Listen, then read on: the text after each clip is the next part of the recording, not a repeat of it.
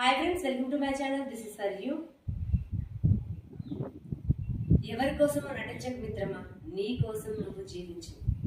నలుగురు ఏమనుకుంటారోనని నీ ఆనందాన్ని త్యాగం చేయి. నిన్ను మెచ్చుకోవాలని నీ మనసుకు నచ్చని జీవితాన్ని గడపకు. ఎందుకంటే నీ కన్నీళ్లు తుడుచుకునేది నువ్వే, నీ బాధను భరించేది నువ్వే, నీ కలను నిజం చేసుకోవాల్సింది కూడా నువ్వే. అందుకే ఎవరి మెప్పు కోసమో కాదు, నీ మనసుకు నచ్చేలా జీవించు.